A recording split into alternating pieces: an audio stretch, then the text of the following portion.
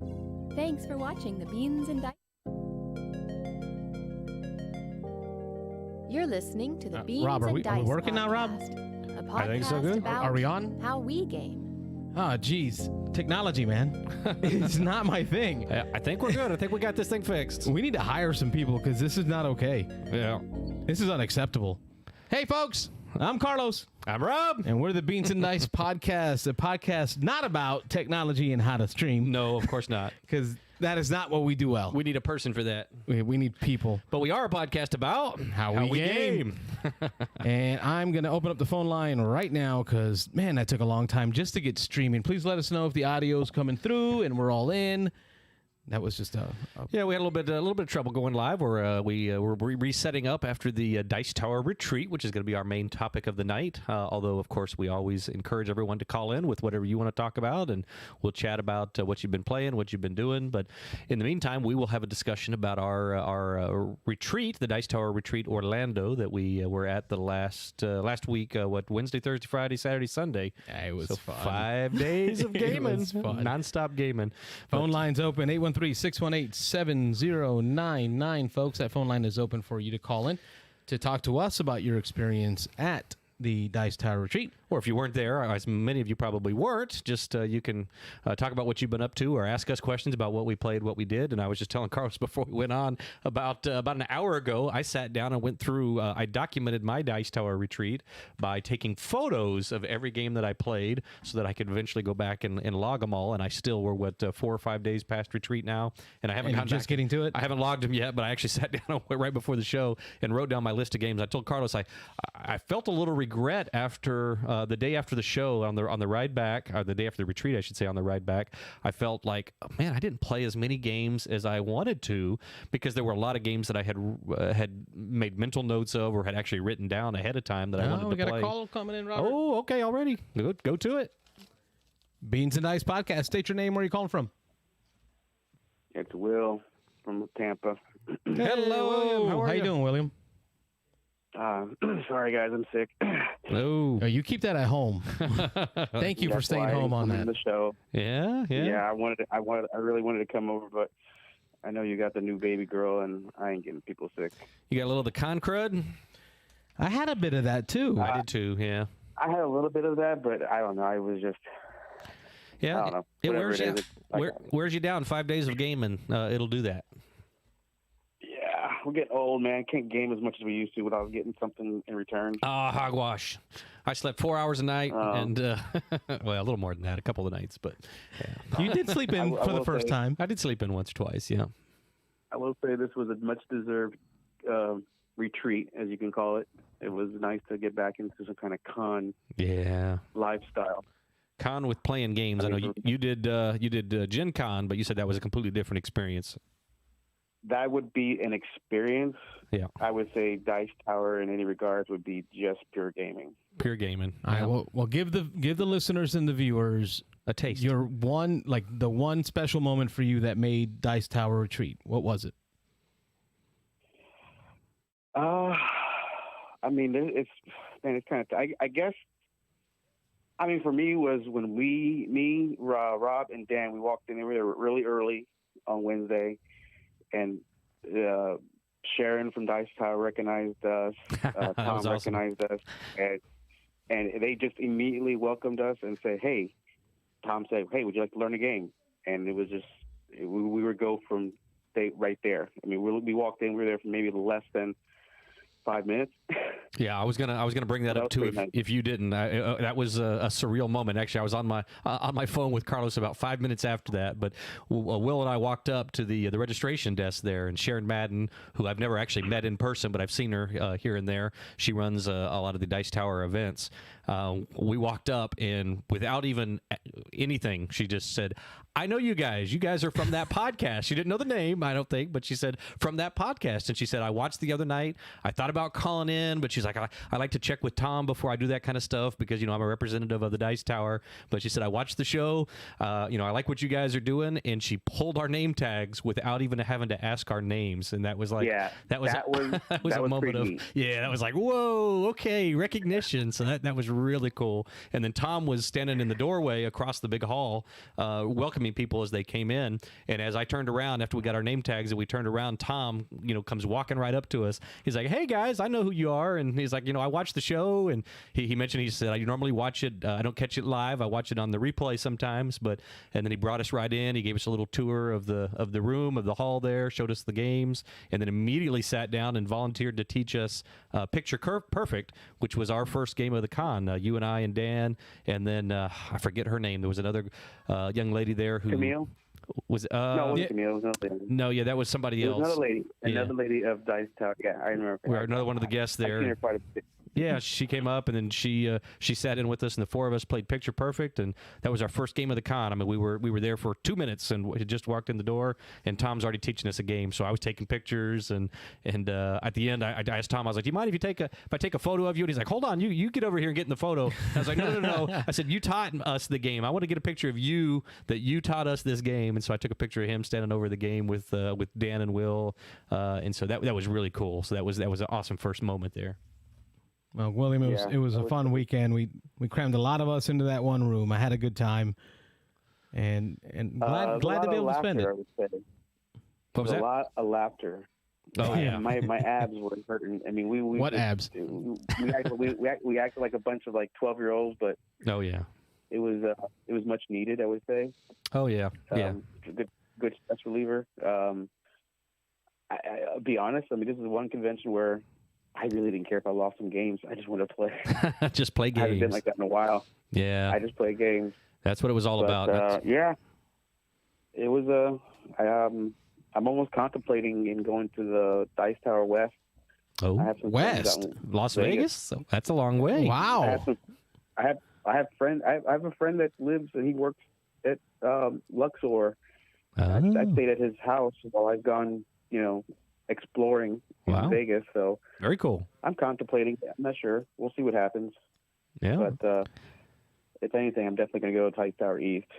Yeah, and so we've got a new friend actually on the West Coast out there now. Michael Lorenzo has recently relocated. We talked about that before, but if we head that way, at some point we'll have to meet up with Mike. But yeah, let's plan for Dice Tower East, Willie. Let's make sure that happens. Yeah, for sure. That's I'm already signed up. I've already got the hotel room for East, so that's already nailed down for me. Well, I'm already signed up for Dice Tower East because my ticket has rolled over already. So yeah, I already have my ticket. Yep.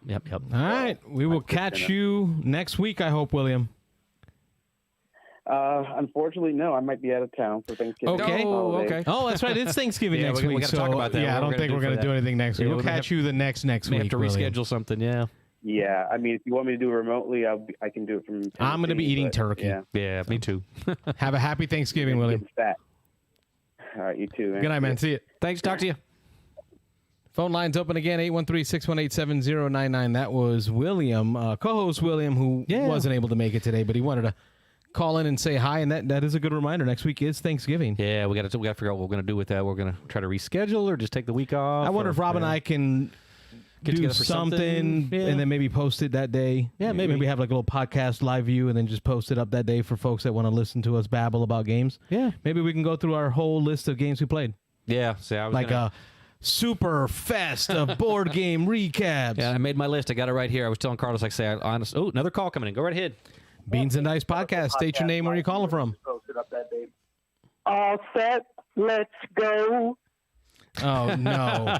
Here we go. It's Lance. I mean, Mitchell from Louisiana. I think that's Mitchell from Nobody Louisiana. watching knows what's going on. No, that's an inside joke. We had a little fun with the Waze app while we were driving around Orlando, and we found a new setting in the voices called Boy Band, and so that was many laughs, much time in the car. And if you have Waze and you're looking for some joy in your life, change the voice settings to Boy Band. Boy Band, yes. And you'll understand who we've now dubbed as Lance. As Lance, yeah, he's our.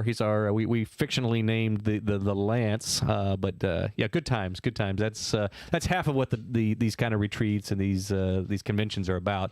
for me, half of it's the gaming, but half of it's the people and the time that we spend hanging out, going to dinner, catching 2 o'clock Taco Bell, 2 a.m., those kinds of experiences. Taco Bell. But Mitchell, You called in, Mitchell. What do you got for us? What was something you want to share about Dice Tower Retreat for the folks? Well, kind of like Rob was just saying, and just hanging out with you guys was the best part. I'm not trying to flatter you guys, but seriously. Dan said that at one point we were getting out of the car after one of the mini trips with Lance, and he said, people ask me, why do you pay all this money to go and play games? And he's like, well, you can play games at home, but you're not going to have experiences like we just had. Absolutely. Tumbling dice tournaments at 2 a.m. In our boxers. And in the hotel room, around some adult beverages. 6 guys in their boxers playing tumbling dice in a hotel room. Yeah, and Carl's put together a little impromptu tournament on the fly there. He set up brackets. And I'm wondering what the rooms next to us were thinking. 2 a.m. Yeah. Screaming with tumbling dice. Yeah. Yeah, that's good stuff. Actually, that's one I got to add to my list. I had 27. I had 28. Actually, now I'm at 29. Tumbling dice. I got to add that to my list. I counted. I think I played 25 different games, though some of them obviously were multiples. Sure. And I think 15 of them were new to me. So it's a good count for sure.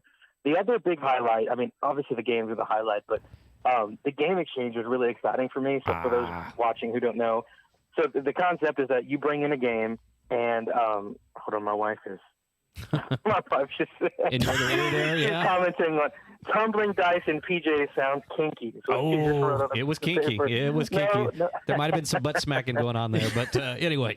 It's like football. Anyway, you just pat him on the back to support him. Yeah, something about support. Back to what I was saying. Yeah. So the game exchange, you bring in a new rare or expensive game, and basically everybody then gets to pick a different one from the table if you brought one in. And so initially, I wasn't really interested in this. I'm like, if I want a new game, I'm just going to buy a game. It's a 1-for-1 ratio, plus I have a flight.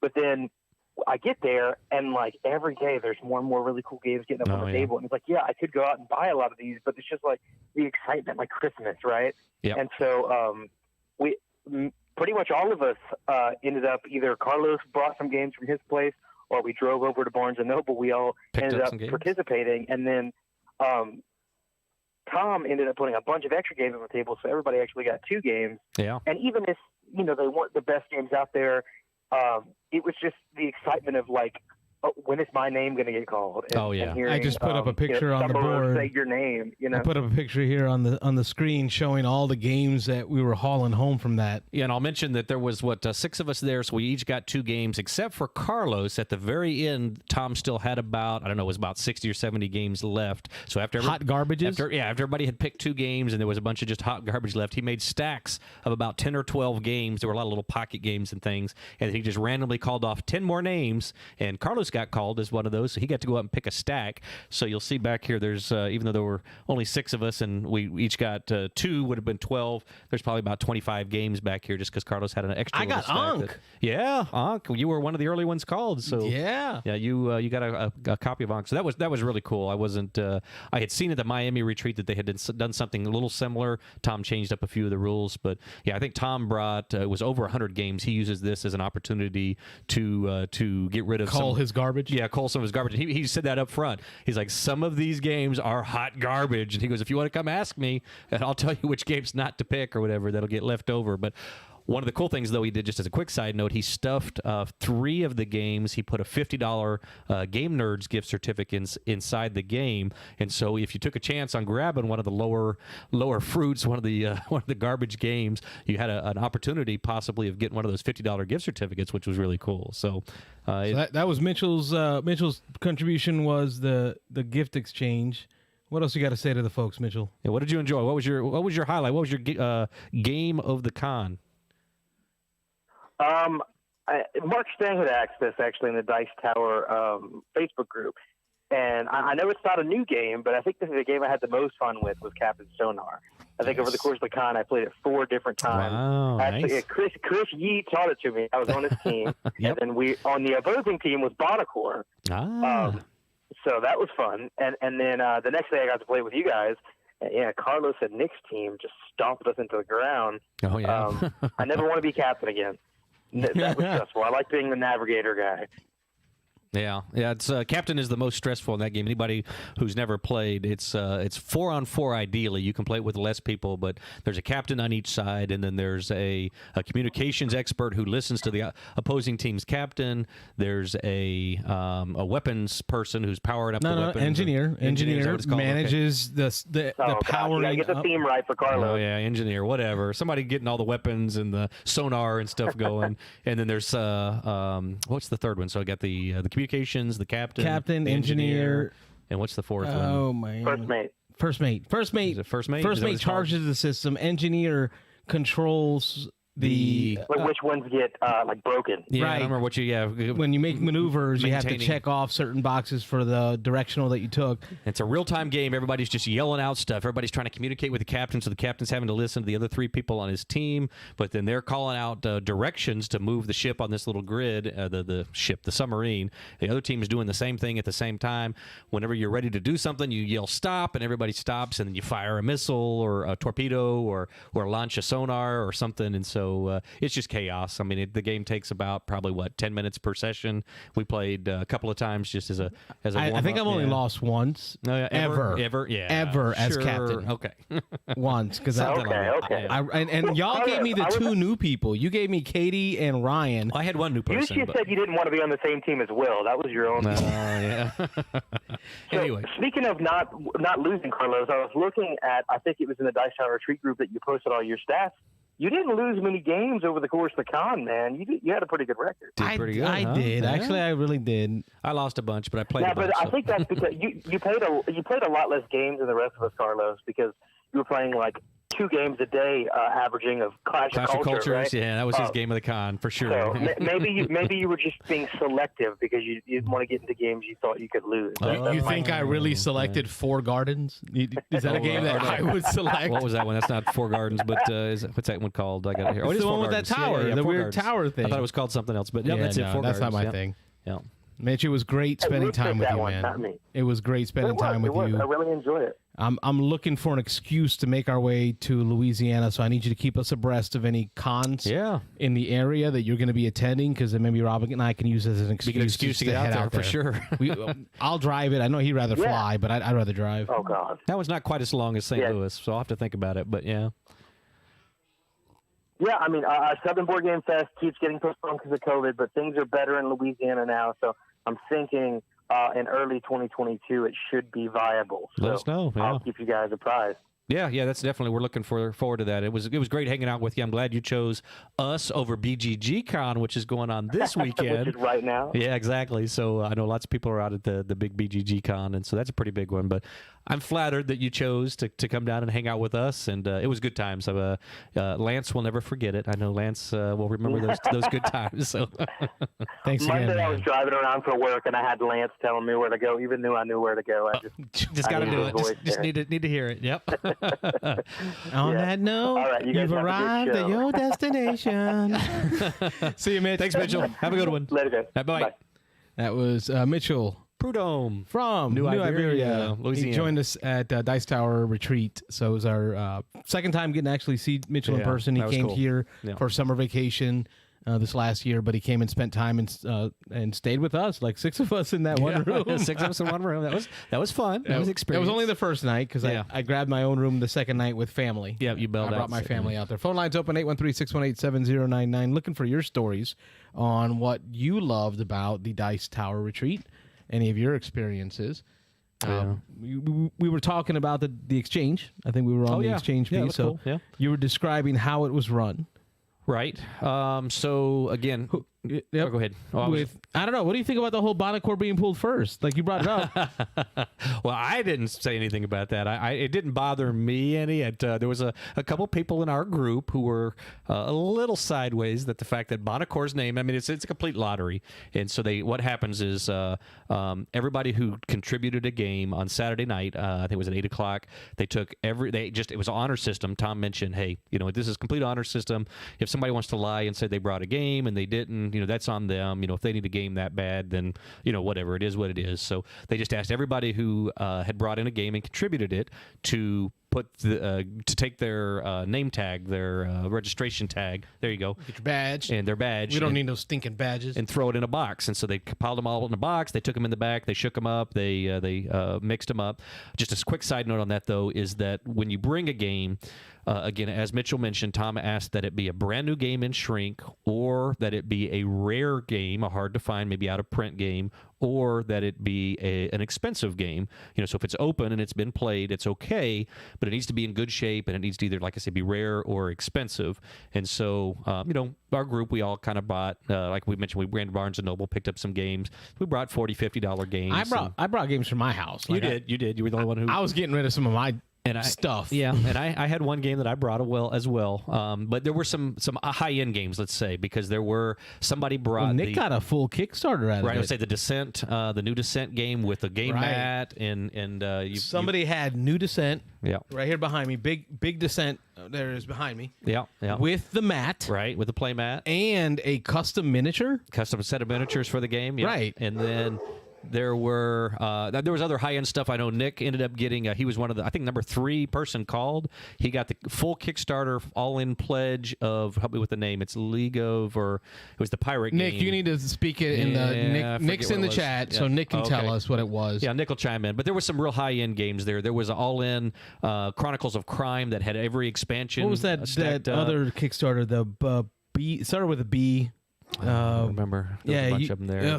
They were like Kickstarters all in, like Marvel United all in. Yeah, there was some nice stuff there. So if you got called early, you got dibs. Yeah, the very first name called is Bonacore, Stephen Bonacore, who I think Tom even apologized for. Yeah, which was the ex-CEO of Stronghold Games, the main guy there who ran Stronghold for a while. He retired a little over a year ago. So Bonacore got up, and then he was surprised. He was a little shocked, and he kind of was a little... No, he made a beeline for Descent, the new one, and grabbed the whole thing. Beans and Dice Podcast. State your name. Where are you calling from? This is Mark from Columbus. Hey, Mark. How are you? I'm doing great. How are you guys doing? Doing awesome. We are swell. Did you get any con crud? I'm doing okay. I didn't knock wood. So far, I'm feeling pretty good. Oh, good. I had a little bit of stuff, for just a couple days. It was nothing bad, but it was all good. I will say, before I let Mark get into his sharing his experience that he favored, I did not expect to see Mark. I'm not saying anything, but I just didn't imagine that Mark was that kind of hardcore gamer. Oh yeah. He was 2, on the floor. 3 in the morning. Yeah. He's getting groups of people together for big games, and you can hear his laugh from across the room. Yep. He's playing those party games back in the corner. Were you in on the blood on the clock tower? Yeah, I was in one of those. Okay. Yep. I thought you were back there for that, but yeah. When Mark goes hard. Yeah, he gets in the paint and he pushes that gaming, bro. He does. Good job, man. Yeah, thanks, man. I had a good time. In fact, this is one of the. I love the retreat. I think I've told you that before. Oh yeah. And I had a great time this time. I think one of my few regrets is I never. We talked a couple of times, but I never really got to play with you guys. Oh so, yeah. We'll fix that. If we ever get together again, we'll fix that. That's for sure. Yeah, we'll do that in the future for sure. All we did was set up a challenge for the future. Yep. Yeah. So tell us about your time. I know you're a veteran of the retreat. This was our game group from Tampa. It was the first time any of us had been to the retreat, and so we kind of had prepped beforehand. We had talked to you and a couple other people who had told us what to expect. Although I think it was even a little more laid back and chilled than we thought. But as a veteran of the Dice Tower retreat, what did you think of this one? And then tell us a little bit about what your memorable moment, your best experience was. Yeah, I think this one was very similar to the other ones for me. I played a lot of games. I always go in thinking I'm going to play a lot more games than I end up playing, but I ended up playing 27 different games. Nice. 17 of which were new to me. So I did get, I keep thinking, I'm playing all these old games that I've already played. But when I actually counted it out, there was a lot of new ones in there. So I felt pretty good about that. Nicely done. And, I was able to meet some folks that I hadn't seen for a couple of years, other veterans of the retreat. So that was fun. Yeah. Hanging out with them. What highlight of the retreat for me, there was a bunch of them. One of them was I was on the evil team in Blood on the Clock Tower, and we pulled out the win at the very last minute. Nice. We thought the other team was going to win, and we were able to do one last thing and actually win it. It was a right at the very last second type win, so that was pretty fun. Cool. That was cool. Just meeting people, playing games. I taught a game. I ran into some guys, taught them a game of the Quack of Quedlinburg, and the one guy said to me, "Hey, you got a car?" And I said, "Yeah, I got a car." And he said, This is getting weird. Yeah, it's like, this is kind of strange. Where are you going with this, right? I mean, you got some drugs? What are we talking about here? What are we doing? Well, he said there's a restaurant that was nearby, it's about 15 minutes away, that he's been wanting to go to for years. And it's on his bucket list. And I said, well, what the hell? Let's go. So I took him and his buddy to this restaurant. It was a Dragon Ball Z themed restaurant. Oh, wow. Called Super Saiyan or Super Saiyan. I think I've heard of it. Yeah. But instead of the word super, it's spelled S-O-U-P-A. Super. And and they serve like ramen and stuff. So he wanted to go there. He said he'd been wanting to go there for years and years and years because he'd heard about it from friends or something. And I said, okay, let's do it. And actually, the food was really good. So that was kind of a fun little event to do. Cool. Yeah, that's really cool. Sort of spur of the moment thing. Yeah. Game of the con for me. Kind of hard. I think it might be Red Cathedral. It's just a little game, little Euro game. I had a chance to play that. Yeah. Just with some dice. Now, y'all two can talk about that one because I didn't. I looked at it and then immediately walked away. Oh, yeah. Yeah. I mean, it's just a little Euro game. It's not that, but it just had some fun decisions. They're trying to figure out which, the number on the die determines how far you can move, and you've got like 5 dice to choose from. And then where you end up determines what action you get to do. So each round you're trying to figure out how to maximize your actions. In the meantime, you're trying to build up the cathedral itself. And right. Yeah, I'm gonna have to give this. I'm gonna have to give this one another go. Mitchell taught me. It was I want to say it was getting late in the day. I know Carlos was looking to go get a bite to eat or something, and so Mitchell and I sat down. And this is one of the ones I had mentioned before the con that he had played that I wanted him to teach me. And I don't know if he had never played it 2-player or whatever, but he taught me in about 5 minutes. I mean, it was pretty quick, pretty easy to learn. And then we played through a game of it, and it felt like that game went by in probably 10 minutes or less. And Mitchell said afterwards that he was a little shocked that it went as quick as it did. He had played it several times. I'm guessing maybe he had played with more people, and it felt like it was over before I even knew what was going on. And so I'll admit I was a little lost at first, and then right as I started to kind of get the hang of what we were doing, it was over. So I definitely want to play it again, but it wasn't quite the experience I was expecting or hoping. Yeah. So how many did you play with? We played with 3. Okay. And it's not a long game. And I don't know. It's not. I don't want to build it up too much. Sure. I think for me, it was just a fun little surprise, right? I wasn't expecting much, and I was really really enjoyed it. I did a couple other games that I really liked. The new T game, Tabanusi. Like that one. Wanted to play that. I didn't get a chance to get to that one.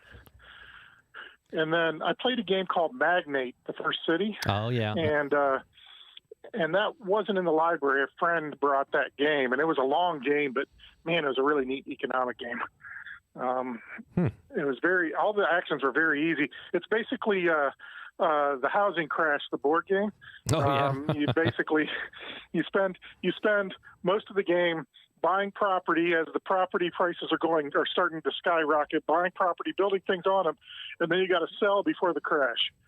See, Mark, I think you were playing games that were too close to reality for me. Oh. Like you were playing that one. Carlos was there to escape some reality. Right. Yeah. And then the other one you played had to do with the world markets and controlling currency. What was the name of that one? With the millions and the billions and the trillions. AE? Oh, QE. Or QE. That's it. QE. Yeah, Sorry. Yeah. You're just playing games that are just all too close to reality, man. Yeah. I was really hoping you'd say that your best experience at the con was joining us as a co-host. Well, I was going to say we appreciate you. It was. Yeah, taking a few minutes to come on the show. It was definitely a highlight. Yeah. It was definitely a highlight. I'm sorry I was late.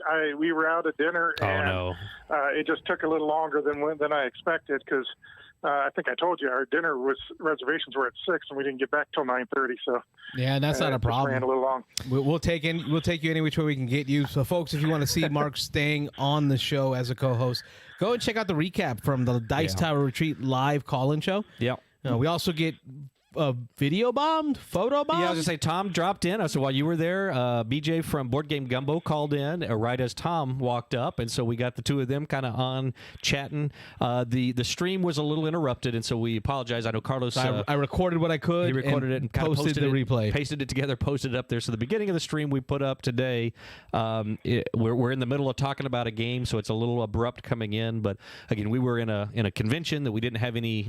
They didn't purchase the internet in the convention hall.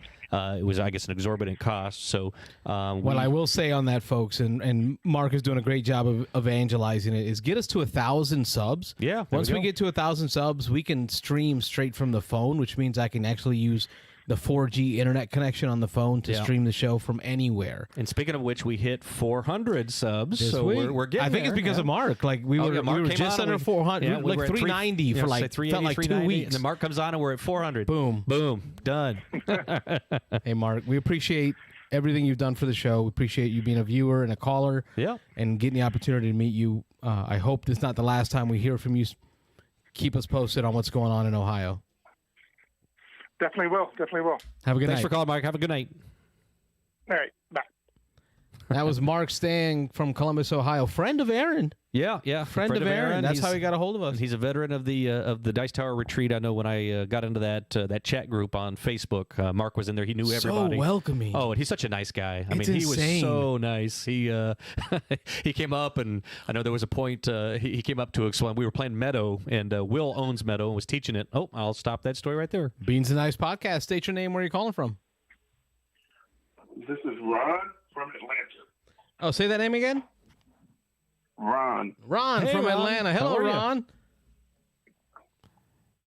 How you guys doing? We are doing well. Were you at Dice Tower Retreat this week? Yes, as a matter of fact, I was. Awesome. This one happened to be the Ron Fraser, would it? I don't know about the Ron Fraser. It's a Ron Fraser.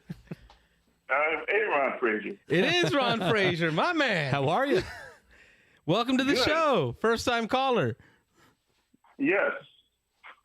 It was kind of funny, Glenn, because I saw you guys, but it was my first event in a while, and walking up to strangers, feeling kind of awkward. You know how it goes. Oh, yeah. I know how it is, man. I remember my first con, and, it's different. It really is, folks. When you don't look like the majority of the people that are there, I don't know, Ron, how you feel about this, but it's for me, I can feel when I'm like the brown spot on the white piece of paper. I don't know if that makes sense. Like, you just know you're not the same. And you're just trying to find your way into, and then you find those welcoming people that pull you in, and then it all kinds of mellows out, and the rest of the week is kind just of fades awesome. away. Yeah, absolutely, and that's exactly the type of thing that I was feeling, at least from time to time. I mean, for the most part, it's no big deal. Yeah, we can say we don't see it, but it's just it's weird because it's. You see these groups of people that they come together or they come to meet together, and you're just like, I came with a group. Right. But I remember my first time going to historical cons. That's where I got introduced to cons, Ron, was historical. And I'll tell you, historical cons are just old white guys. Wargaming. Old white guys playing war games. Yeah. So it felt weird. But then I met Richard Berg. Richard Borg. B-O-R-G. Borg, yeah. Designer of Memoir 44. And he was so welcoming to his table to play games with him. And that just opened up conversations with other people who brought me to other games. Now, you tell me about your experience at Dice Tower Retreat. I saw the lovely photos of you, your wife, and your kids, man. It's just beautiful photos of your family. Well, thank you. Well, That was my first kind of insight since 2019. Oh. And since it was in Florida, it was nice. And I decided to make a family vacation out of the whole thing. But my wife's best friend and their family lives there in Orlando. So That's as a great, you saw, I was in and out of the convention. Yep. great place for a family vacation. I mean, that's what we started out doing, just the full, it was just Dice Tower at that time convention. It was before they had the East and the West. And Carlos said I had been going for several years, but when we go, we each have families of 5. Carlos now a family of 6, but we bring the whole family. We get one of the big villas that has 2 bedrooms, has a full kitchen and everything. We make a week out of it. We bring the whole families. They hang out at the pool. They go to SeaWorld. They go to Disney, and we mostly just hang out and game, which is what we do. But it's a great place to bring families. Great kind of con for that. That's what I'm curious to see. We haven't been to anything out west, but we're talking earlier maybe Dice Tower West at some point over in Vegas. That'll probably be a little different of an experience in Vegas as compared to Orlando. But yeah, Orlando is just a wonderful place to bring the family. Exactly. What was your moment of the con? Game, event, otherwise? What would you say solidifies why you want to come back to the retreat? Okay, so I have two things. Okay. Number one, I felt overall I felt very welcome at the retreat. I got there Tuesday night just to get my badge and maybe slip in a game, and I had somebody, walk up to me, introduce himself. Camilla, actually. Camilla Cleghorn, yeah. She was so nice. She was very nice. I got to play a game with her. Yeah, very nice. Yep, and then we ended up playing Atlantis Rising with Z and another lady. Another game that was on my list of must play that I didn't get to, but go ahead. Yeah. So, but the thing is that it was just a whole experience, but that's just an example. Like every opportunity that I had to play a game, I got in, no problem. I played my favorite game, Marvel Champions, 3 times. Ah, nice. And I had no problem finding players. People were eager to jump in games. It was fantastic. Yeah. So actually, that was basically it. Well, let me interrupt. Let me interrupt because I think I saw some custom components at that Marvel Champions table. Oh yeah. You want to tell us about that? Okay, so that's the dice. That is actually the Dice Tower copy, and so they had. I don't. But it's nice. I know who makes it. The guy that's on Etsy. That makes that, and it's fantastic. But that was the Dice Tower stuff. And we touched on that a little bit on our stream while we were trying to broadcast from the Dice Tower. But one of the really cool things about the Dice Tower collection, Tom's got, I think it's over 2,000 games in the library there that he brings to all the Dice Tower events. But one of the coolest things is that he blings out the copies of the games that he has. And it's rare that you'll pull a game off of the shelf and have the stock bits in it. He's printed out stuff off of Etsy. He's collected stuff, acrylic tokens, even better than that in a lot of cases. But just about every game you play, you'll have upgraded coins. You'll have upgraded. They had racks of the iron clays there. Yes. And if you pulled out a game and you just wanted to have some iron clays for the money or the points or whatever, you could just grab a stack of iron clays. In the back of the room, they had a rack of mats for all the different games that had play mats that were available. And if you picked up a game, it would have printed on it. You can grab play mat in the G6 bin or whatever, and you could go back to the back, grab that mat, pull it out. I mean, it's just everything. Everything except inserts. Oh, yeah, everything except inserts. Come on, Tom. Tom doesn't like inserts. He throws all those away. So every time you pull a box, it's usually just an empty box, no inserts with all the bits in it. But yeah. Hey, Ron, tell me about your game. You said you're in Georgia. What part of Georgia? Atlanta. Oh, okay. Atlanta, yeah. I have family up in Lawrenceville and in Gainesville. So Rob and I visit Atlanta a lot. Yep. Played at Gigabytes out there in Marietta. Done some tournaments up there. Yeah. So it's a great place to game. What's your game group like up there? So, actually, actually haven't played a game with my regular game group in quite a while. I've basically been playing with two folks that are kind of in my extended group every now and then. Sure. Or playing solo, or playing with a couple of my friends from one of the local game stores that I dropped by. But I actually haven't had a regular game day in a long time. So this retreat was really needed. Yeah, it was. Yeah. So I typically am the game host. And as you guys know, I have two small kids. Yep. And my house is kind of small. And so it's rough. It's a challenge, yeah. Yeah, we've been there. Rob and I have been there. Yeah. Again, family of 5, family of 6, so we know what that's all about. Yeah, and I had my little tiny house when I started doing this. We would pack it with gamers. I remember we did that 8-player TI4 game. We had no room for everyone. 12 hours and all huddled around a table. Yeah, I feel it. Well, I hope you can develop and grow your group in the Atlanta area of gamers. I'm sure. More importantly, I hope that you continue to call into the show and talk to us about how that progress is going. Yeah, it's awesome hearing from you. Right? Become part of the community. Share with us what you have going on. That's what we love to hear from people that call in, is how their game group is developing, what they're playing, and things like that. So please don't let this be the last time you call in, Ron. The Ron Frazier. Absolutely. And I am working to get into some of the local gaming scene. I mean, there's a pretty big gaming scene here in the Atlanta area. I got 2 great games, 3. 15 Gigabytes and Level Up, which is 10 minutes away from me, and Lethal Madness, which you guys, if you're up here in the Atlanta metro area, I recommend all 3 of those stores. Awesome. We'll have to check them out. Well, next time we're up for the CMON Expo, when they do it again in Atlanta, we will reach out to you on the Facebooks. Or Dragon Con. To let you know we're up there. We've done Dragon Con, we've done CMON Expo. Yep. That gets us to Atlanta a lot. So next time we're up there, we will reach out to you on the Facebook so we can get a game with you in person, help develop that group for you, okay? All right. Thank you. Thanks for calling, Ron. Have a good night. Good night. All right.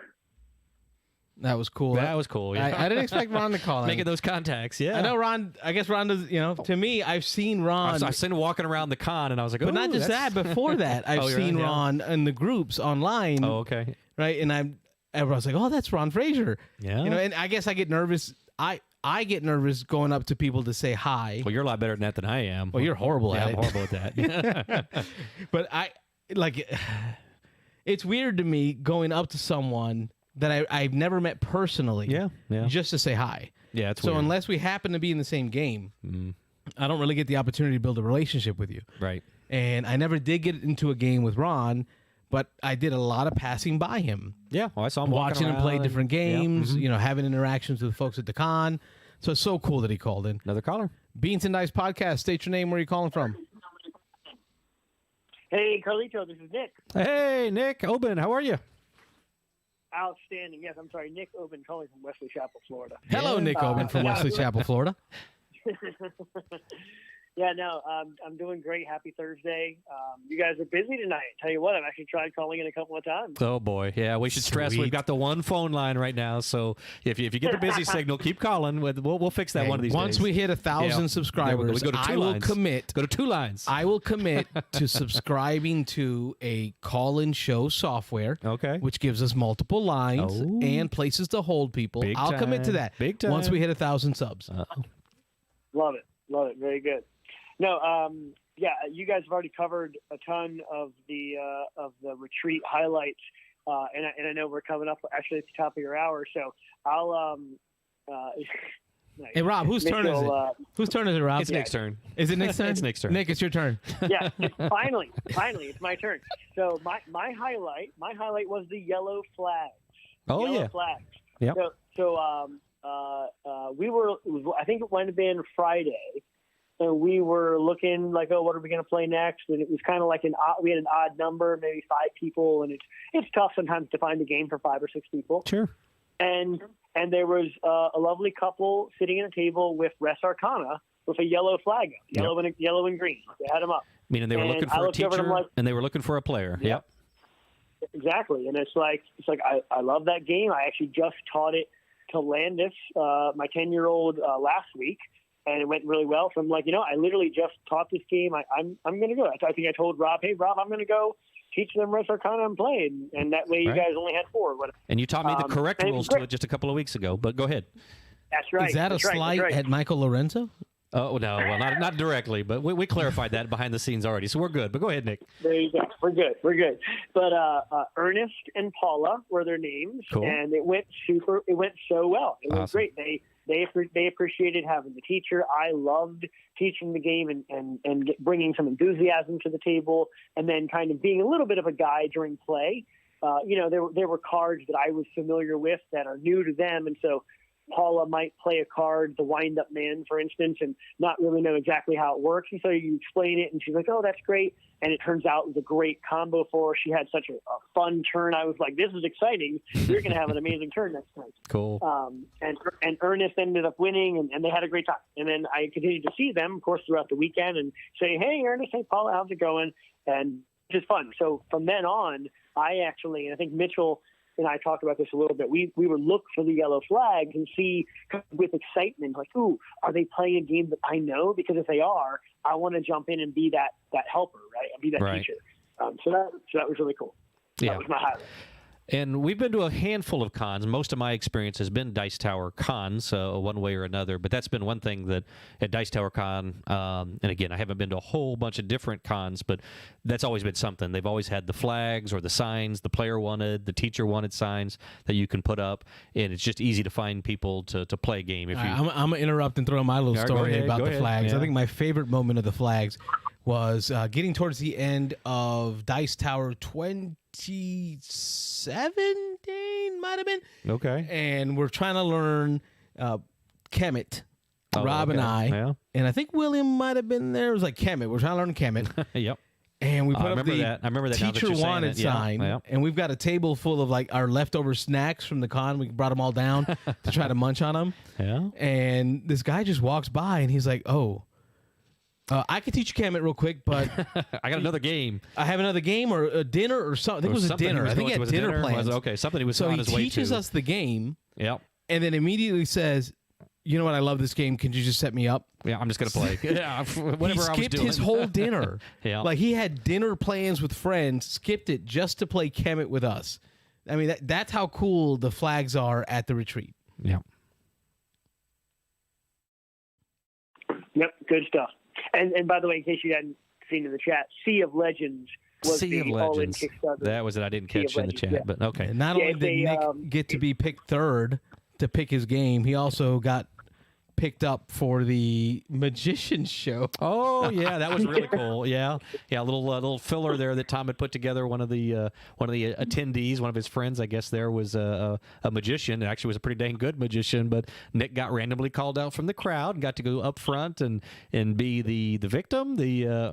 So and Nick happened to have some cash on him, and the guy was looking for some cash. But that was an entertaining show. So you weren't planted on that, were you? I had to wonder. I got some pictures up here on the screen. I was not at all. Not at all. I enjoyed it. And I'm telling you, I was staring right at him when he cut into that lemon. Yeah. And he cut, as far as I could tell, he cut into that otherwise whole lemon and pulled out that Ballabilio. Yeah. And it was a good trick. It was a good trick. It was a good trick. It was impressive. Well, I was at the first table in the front row there, and I couldn't see anything. And yeah, I used to mess around with magic a little bit when I was in college, and so I know some of the sleight of hand stuff that goes on. But I'm not sure how he did that one. That was pretty impressive. So yeah, awesome, very good.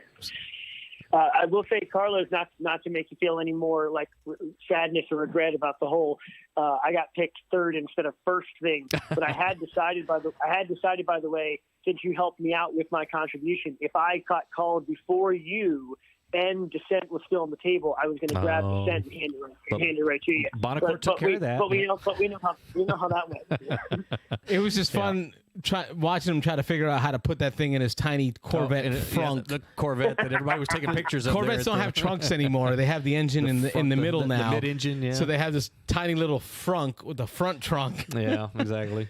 So, well, just to complete that story, even though while you're on the phone, I don't take too much of your phone time here, Nick. But so a couple of people in our group were a little salty that Monocore grabbed the best game up there. But I argued the other side of the point. And in my opinion, assuming it was completely random, which it was, I have to assume that if it's all in fun. And if you get picked first, if you go up there and take I don't know what were some of the games that were up there, some garbage game, and take it, everybody's going to groan at you for that as well. So I mean, if you get called first.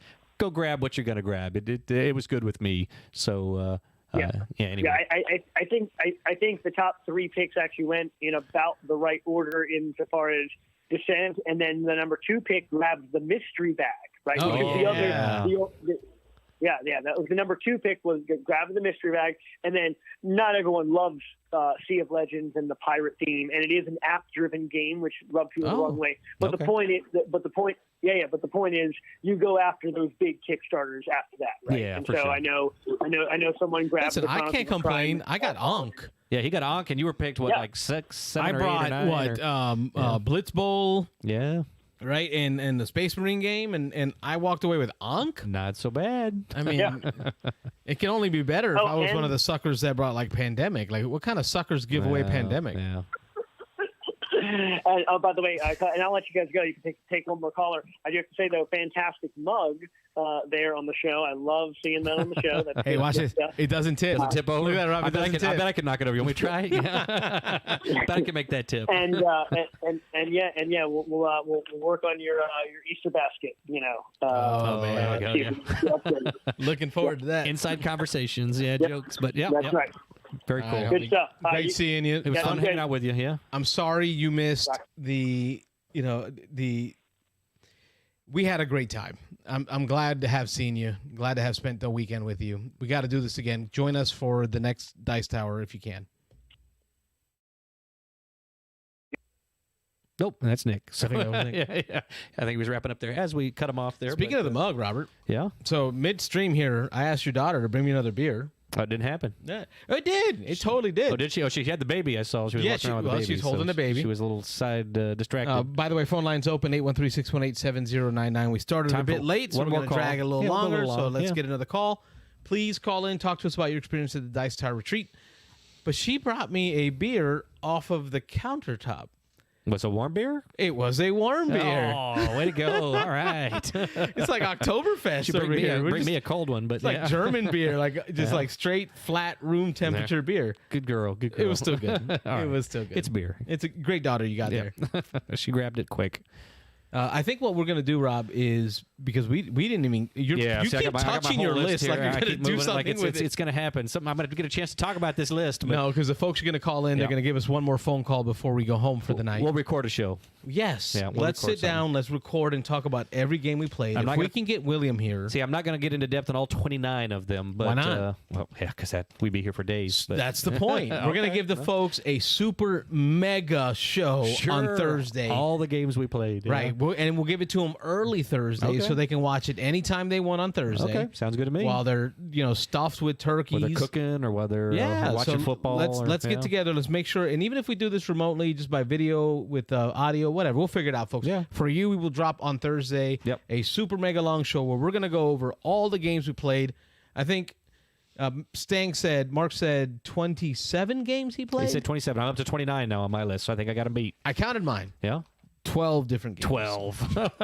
But you played one game that was like 4 hours long, 3 different times. So, yeah, you enjoyed your 12. Yeah? Over and over and over again. Yeah, that's your thing, though. That's another whole show. But I'm there to have as many experiences as I can. You're there to find one really good one and repeat it. Yes. It's like having the same bowl of spaghetti every night. But it's a good bowl of spaghetti, so why complain? Different experiences, but both valid. So, yeah. So I guess... you, sir, while we wait for the last caller of the show, we've got a few more tell me here. about your favorite game on that list. Oh, your favorite game. experience. You got to ask me. Well, I was just mentioning before that when people were asking me at the con or when we did the live stream or just after the con, I had a different answer.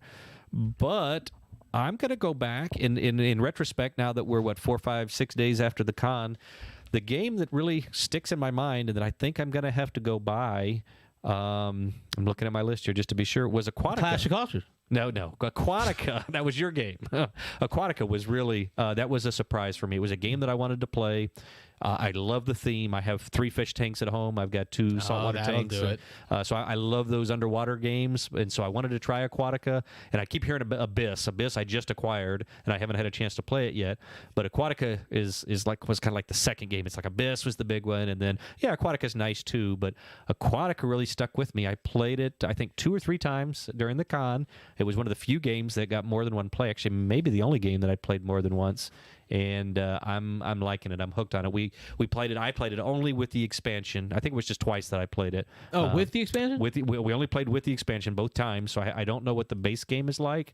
Tell me about the expansion. I played the base game. I haven't played the expansion. The expansion has a board that goes across the top at the scoring. At the top, covers up all of the scoring section. I assume that's what where that you move top your was. plastic rays to. Yep. And so in this one, you're moving your rays to there, but there's a stack of cards that are random each time that come out. There's 4 in the first section and 4 in the second section, and they do kind of slightly different things.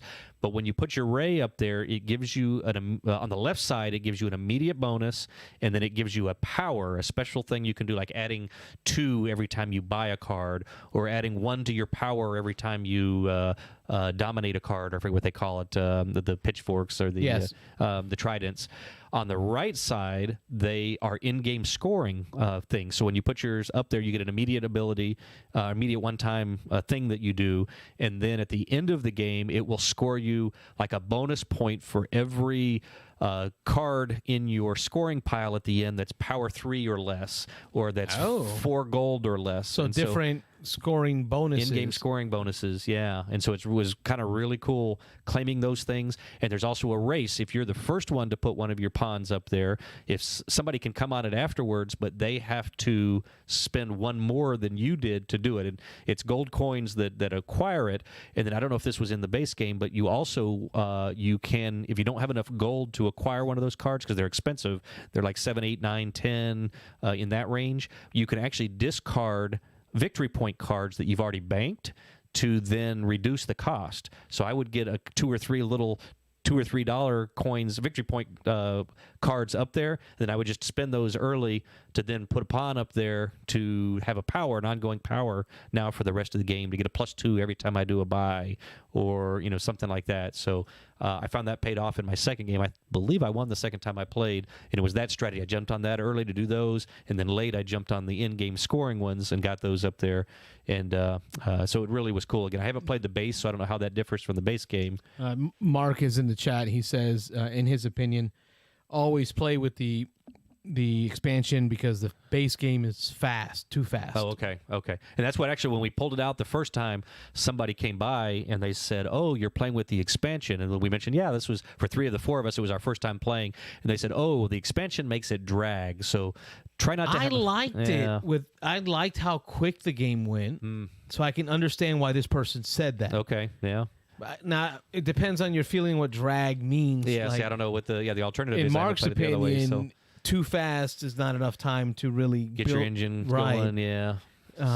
But it is also nice to play a nice, quick, hour-long game, like a game in an hour. I don't think ours were much over. Both times I played it, it was 4 players, and I would say the learning game was a little over an hour. But the second time we played it, I think we had 1 new person to the game and that hadn't played before, and we played that one in about an hour, I'd say. So yeah. Aquatica, that's your jam. Yeah, that one was really good. That's one that's sure kind of not sticking Clash with of Cultures? me. I'm pretty sure that was good. You look pretty miserable in that one.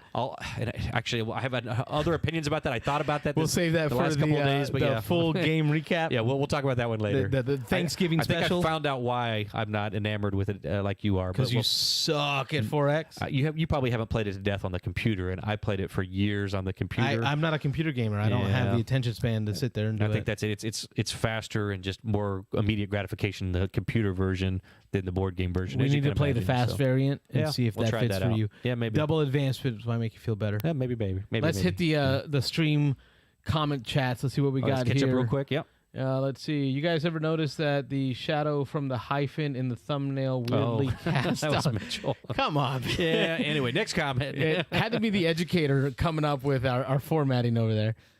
Wayne Kruger, wonder if he had another drink malfunction. Oh, that was for our delayed early start. on with the delayed start. Yeah, another drop drink. 100% Rob's fault. I'm with Mitchell on that one. Mitchell says it's always that. my fault. Let's see here. Mark Stang says it's his fault. They never should have let me touch their equipment. It got something on it. Yeah, that was it. Mark's bad juju on there. Yeah, we were setting up right before the show here, trying to plug everything back to where it belonged, and we had a few probably loose connections, so we had a little bit of a delay. Mitchell's talking about you've got the new acquisitions from the retreat front and center, I see. Nice. He's talking about my display on here. the wall here. Yeah, nice. I had to reorganize the shelves just to try to cram in there all the stuff that I walked away with. Yeah, Clash of Cultures, Ankh. Yeah. And my jam, Clash of Cultures. Yeah, that's your new favorite game. So far, like it might even beat TI4. It's heresy. Mr. Jeeves says, wow, that's a haul. Yes. Yeah, that stack of games we had over there, that was a beautiful nice. haul of games that we walked out with. Nick talked about how he loved the Game Exchange, and he got called third, and it was crazy. Yeah. He talks about Captain Sonar is amazing. I'm the captain now. Yeah. Look at me. I got to say, Nick and I did a great job. He and I strategized together, brought in two folks that are not part of our group, so we have no idea about their personalities, but we were able to mesh well enough to defeat you and your crew 2 times in a row, 100%. Let's see here. Nick Oben, he didn't just enter the games. Oh, he just didn't enter the games he lost. I think it's when we're talking about how looking at the score app, the game app, all the games that I entered tended to be games I won. That you won? No, okay. Listen, I entered all of them, games I lost and games I won. Okay. I just don't like to boast about how often I win, and William says I cheated. Oh, of course. Let's see here.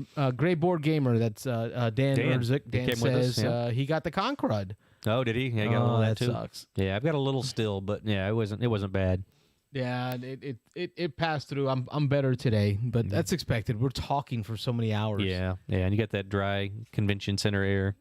Let's see here. William talks about how Carlos won a game where we played it wrong, and I won't lie, we played it wrong and I won. Okay, yeah, a win is a win. We've done that with a few games. Yeah. Let's see here. Rob, Mitchell's got this one for you. Sorry to have stomped you so badly in Red Cathedral. Oh, yeah. Well, is that one was over quick. I don't remember what the score was. It wasn't close, I don't think. But, like I say, by the time I started getting the hang of it, it was like, oh, we're done. Okay. That was quick. But Mitchell mentioned, he said that was really quick. So he's played it several times before. But it was over fast. I can't believe you made decisions that quick. Yeah. Let's see here. Mark Stang says, I gave Aaron his swag, and he loved it. Thank you, Mark, for sending that swag. Thanks for handing that along, passing it along. Gave some dice and stickers, some Beans and Dice stickers to Mark and Aaron in Ohio. I gave out Beans and Dice Beans and Dice stickers, Beans and Dice lapel pins to all the folks that we played with. Anytime I played with someone, I gave them out some of that swag, so hopefully they'll check out the show. We'll have to keep doing that, yeah. Let's see here. Mark Stang says, hey, William, I will be at Dice Tower West. So, William, if you do make it to Vegas for Dice Tower, Mark will be out reach there. out to Mark Stang. He's going to be out there. Mitch talking about it's Nick's turn. That was awesome. Oh, yeah, your turn, Nick. Yeah, Mitch loved the yellow flags. He said they were fun. Mark Stang says, Ernest and Paula are wonderful people. They taught me Red Cathedral. I think you were talking about Ernest and Paula? Or was it no, Nick? that was Nick. Nick was, yeah. He played with them. He played... what did he play? I forget what he played, but yeah, he played something with him. Oh, it was Res Arcana. No, it wasn't Res Arcana. No, he said Res Arcana. He taught them Res Arcana. Okay, that was Res Arcana. Yeah, and they taught Mark Red Cathedral. You see how awesome the retreat was? Yeah. I've taught a lot of games. Everybody returned I think the I favors. taught simultaneously 2 games of Clash of Cultures at one time. Yep. Let's see here. Mark Stang says, my Supa Scion story was because I taught Quacks of Quedlinburg to someone who had a yellow flag. So similar to how we ruined our friend's plans for dinner because he joined us for Kemet. Somebody ruined his plans. Yep. Mark got pulled into a whole different set of plans thanks to the flags. That happens. It's a great way to meet people. Yep.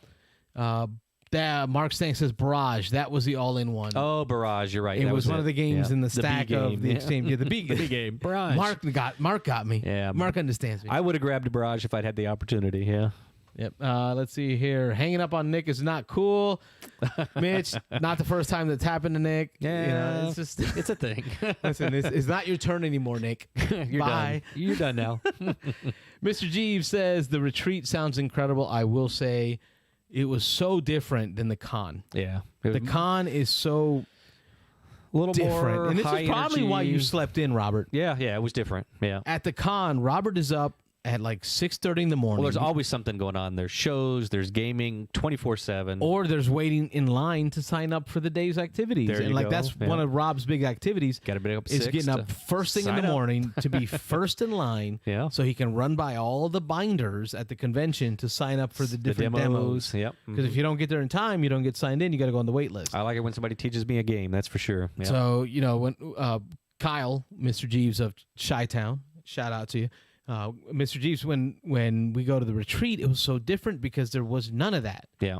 Everything was of a more natural pace. It just kind of naturally occurred. Things flowed from just conversations. Hey, what are you playing tomorrow on the Facebook? And I'm going to do Clash of Cultures. I think it was somebody. It was our Maryland friends from Baltimore, Michelle and Alan. Alan, that's Michelle it. Yep, and Alan, Yep. we met them because Alan posted on the FB, is anybody willing to play Clash of Cultures? Mm-hmm. And of course, I'm like, this guy. He was all over that at So that I point. set up a Yep. game with them in the morning. So kind of like naturally setting up games that way. Nothing structured, nothing scheduled. It's kind of a flow. Yep. So it felt different. It felt very Just nice. more intimate, yeah. Yeah, good word. That's a weird word when there's 6 guys in their boxers playing. We're not talking about that. We're talking about the the game floor. We had a blast. Yeah. That was from Mr. Jeeves. Let's see here.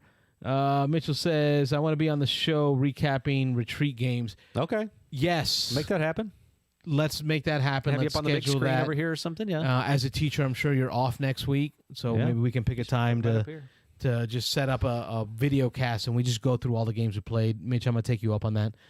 Nick says, LOL, I was done. I was all done, and they got to get another caller anyways. That's the hanging up part. Oh, last caller here. Beans and Dice Podcast. State your name. Where are you calling from? This is Alan from Baltimore. Hey, Alan from Baltimore. Very cool. All I had to do is say his name. Say his name and he shows up. It's kind of like Beetlejuice. Say his name 3 times. It's kind of like Candyman. Candyman, Candyman, Candyman. Turn around. Yeah, there you go. How are you? Doing great. How are you? Oh, good. You all recovered from the con? Yeah. We're just getting back to real life. Yeah. Not as much fun. Sucks. I'm finally catching up on my sleep, actually. All the work I missed, caught up with me. Like, this week has been sucky when it comes to work. It's been rough for work for me, too. That's for sure. So tell us about your con. What was your experience? What were your highlights? I think my highlight was probably Clash of Cultures. I'm going to have to back up Carlos on that Put one. one in the Carlos column over there. Yeah. It was a good game. I did not enjoy it, but our game lasted about 5 hours, and that was a little long for me. I wasn't expecting that. Yeah, I think the box said 3 hours. That's a lie. But Yeah. I mean, maybe if you had like 3 people and you're playing, you all knew it really well, you could maybe get it done in 3. Yeah. But Yeah. You didn't include the exponent for the Nicholasing of the game? The nicking the game. Whenever you nick a game, call it you have nicking to it. Yeah. exponent the time on the box. A little bit. yeah, we had a blast with that. I taught somebody Brass Birmingham. That was great. Oh, great game. Right there. We got to play Star it's Wars on the front Queen's shelf Gambit. right here. Queen's Gambit? Oh, the multi-level old Avalon Hill game? Yeah, they got a copy in the library, and I figured that's probably the only time in my life I'm ever going to see it. Yep. So, Yep, that's a super rare game. I had to grab it down and give that a play, and that was also really fun. Cool. I got to play that one of these days. But yeah, they've had it in the Dice Tower library for a while, so that's one I'm going to have to. We'll have to grab that and play it one day just to say we played it, Carlos. Just to knock it out. Yeah, just to do it. Yeah. Yeah, it's definitely it's an older design. It's a dice fest, but I still had a good time, and it just looks so cool. And the copy they have there is painted up and everything, so Yeah. it's really neat. Really nice. What was your favorite game? You think Clash of Cultures was your favorite?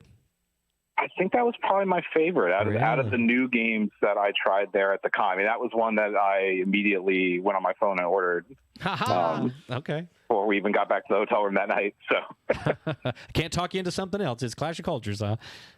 I mean, the man has good taste. Brass okay. Birmingham, Yeah. Clash of Cultures. Brass Don't hate Birmingham. on him. Brass is a great game. I really like me some Brass. So yeah. I really think Rob's love Brass. issue with Clash really stems from William had a little bit of AP going because he was Yeah. really trying to win. But William also killed him down to like 2 cities and 1 army unit. That was it. My turns got to be really short and quick. Yeah, it was rough. But it was a great story. We went to Taco Bell after. Check this out, Alan. We went to Taco Bell afterwards, right? And I guess I was really focused on my game. Yeah, I had this row of C between us and the other players, so I really had my own thing going again. But I didn't realize that what William was doing was playing the Celts. And I think your wife played the Celts, if I'm right. Michelle did. She did, yeah. Right. And they have this thing where they synergize with the barbarians. And it was insane watching William manipulate the barbarians to do his dirty work for him. Yeah. Well, Rob was playing Rome. Right, and what is Rome known for? I watched a documentary last night on History Channel, beating up on barbarians. Like that's what they did. Yeah. So Rob says, "Oh, you're playing the barbarian game. Well, I'm going to bring out my leader that beats up on barbarians." So what do you think William did? Oh, you brought the aggro. Let's go. So he took all his units north and just started pounding and pounding and pounding on Robert. And Carlos was sitting right behind him, and I was like, Carlos, you're coming to get him, right? I mean, he's all coming my way. You can just march in there and take all his stuff. And Carlos I'm going to build another city. Sat over in the corner. I'm going to add a building to that city. I'm going to make my people happy and just going to watch you die. Yeah, so that was not part of the plan. That was not how we do this. But that story didn't come out to me. Like, I didn't see that. I just thought William was picking on Robert, right, for some reason. Mm-hmm. When we got to Taco Bell and we started talking the recap of the game, love Taco Bell, by the way. Yeah.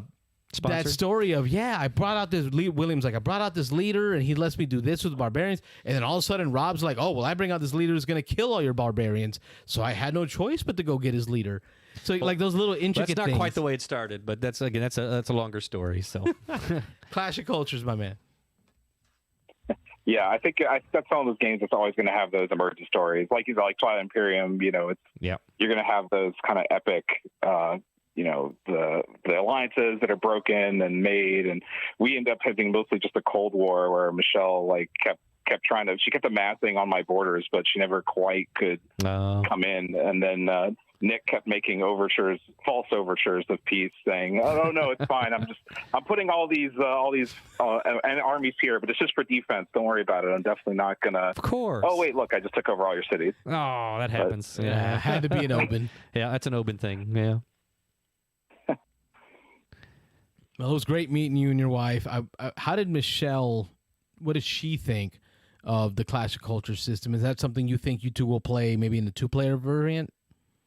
Yeah, she really liked it. She said she's the one who encouraged me to order it because she liked it so much, and so we're hoping that that'll work out well 2-player. And we've got a couple friends that would definitely like it, so we're gonna have to set up a day. Awesome. I recommend if you're teaching, you just stick to the fast variant. I played that variant with Clint while you were playing Pan Am with Rob. I played the fast variant, and I got to say that was legit a great way to teach it because it keeps the game just moving. Yeah, because a couple of ages off. It's 6 instead of 4. It's 4 ages. 4 instead of 6. You start with 2 settlers, so you got a city and 2 settlers. So within probably round 3 of the first age, you've got 3 cities. Nice, already built and explored, and then from there you're doing 2 advances every status phase for free instead of 1. So I really did feel like we got to get a lot of things moving by the end of that 4th age. Yeah. So that's my recommendation to you, Alan. Cool. Yeah, I think that'd be a good one because we have a weeknight group that meets up, so we're definitely not gonna be able to do the 5-hour version of that, but the fast version would work out well. Well, sounds like you have a group established up in Baltimore, right? Did I get that right? Yeah, up in Baltimore, we've got a group, monthly group that we got a couple groups. We got a monthly group that meets up, which is maybe like 10 to 12 people that come, and then we have a weekly group with like 2 friends of ours that come, and we've got a bar we go to play games at. Oh, so that's awesome. Yeah, I gotta go visit. I've been to Baltimore once in my life. Bar gaming. Yeah, I've been up there once in my life, and I promise you, from the moment I flew into that area, like I'm not a traveler. I just don't. It was for work. I don't travel often on my own. I ate crab cakes twice a day, every day. That's a thing. Yeah, I was up there. Yeah. So Nick Oben, our group's a native Baltimorean. I think it's called the Blue Pelican was the place I was at. That's one of my favorite spots that I was up there eating. Gosh, man, there was so much crab cake. Yeah. And it's nothing like the crab cake I get down here in Florida that look like SpongeBob Krabby Patties. Like these things were like half footballs on platters. Like Oh, I've had them. I'm I from fell in Northern love with the Virginia, so area. I was about an hour and a half from Baltimore. So, yeah, I know all about that. Mm. Yeah, if you're ever up in Baltimore, if anybody, obviously give me a call if you're ever in Baltimore. But For sure. go to No Land Beyond is the bar that we go to. It's a board game bar. They've got a nice big library. There's people there every night playing all kinds of games. Awesome. You know, and it's a blast. No Land All right, Beyond. Well, I expect you to reach out at least once a month to update us on what games are going on in the Baltimore area, what's hot, what's not up there. Make sure you call in. Don't be a stranger. And then we Absolutely. should see you hopefully at the next retreat, if not the next Dice Tower con. I don't know. Somewhere. You know, I don't know what your plans are for conning. I don't know how you ended up at the retreat.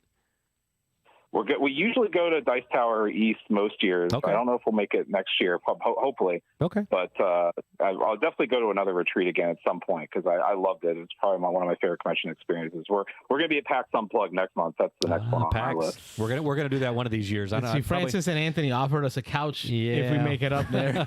So well, we're gonna have to get up there eventually. Maybe not this year, but we're definitely gonna do that sometime. All right, we'll try to make it out to East. Rob and I already have a villa. Yep. So we'll be we're there. planning on being there, and we'll hopefully see you again. But if not, at minimum, let us hear from you again. Don't Yep. let it be the last time. For sure. And you For were the sure. last Great talking to caller you of the guys. show, man. Last Thanks, caller Alan. of the show. You shut it down. You shut it down. Have a good night, man. Take care, Alan. You too. See ya. I liked Cool. Alan and Michelle. They were cool Yeah, people. they were chill. They were good. And they had that yeah. Lupin Louie game. Oh yeah, well, So that's Alan and that's on my Michelle- list. I actually wrote down Lupin Louie on my. That's one of my 29 games here. Yeah. Alan and Michelle took a Lupin Louie setup, 3D printed so they can double the amount of players. We went from 4 to 8. Yeah. And then on top of that, they bought this like German engineered engine Yeah, a little guy from a guy in Germany, yeah. with a little PCB board on it, Yeah. where the Louis is randomized for variable speed, Goes forward starting, and stopping, backwards, forward, and backwards. faster, slower. He stops. Yeah, it was crazy. That was awesome to see. Let me wrap up this the chat room here. Make sure everybody who's in here got some love. Some recognition. Yeah, let's see here. Where'd you leave off? I would have thought Rob would have chosen Brian Boru. That's what Mitchell Pridham says. It was good. It was good. That's You know, that's Peter. I'm sorry, Pierre Silver King. King is dead guy up yes, there. yep, same guy. Same guy. Yep, same guy. Yep. You could tell from the design and the art a little bit, but yep. Yep, that was a good. That game. was a good one. That's in my top 5 from the retreat for sure. And then Mitchell says, "Talk more about Clash of Cultures. I don't think you mentioned it enough yet." Oh yeah, exactly. So I got Alan for. We Alan knew that was calls gonna it and happen. does that Yeah. for me. One way or another. Let's see here. You guys are way too good at remembering people's names. Carlos is. I'm horrible at it. So Carlos remembers. Yeah. To be honest, folks, if it wasn't for He's got 'em taking written down, notes, some my notes, brain yeah. wouldn't do it. But Yeah. I'm always in here like, here's an entry. Dear Diary, Robert was mean to me today. Oh yeah, no, I'm horrible at that. So don't ever be offended if I don't remember a name because it took me months to learn just people in our game group's names after I'd played with them 3 or 4 times. So Let's see here. Ron Frazier says, sounds like an epic game. He brought up Clash of Cultures. I yeah. didn't. Ron Frazier did. Oh yeah. Sorry, Rob. Thanks. William isn't sorry about it. Yeah. And then finally, the last comment here is Mitchell. The best part of that Louis was that when he would stop a millimeter before the chicken. Right before one of your discs, he would stop and he'd just sit there and look at you, And go, you can pound your little lever all you wanted. You can't hit him. But you weren't touching him. Not getting him. And he was sitting there right in front of your disc, and just all of a sudden, zoom, zooms took ahead it and out. knocks it over. That was awesome. Yeah.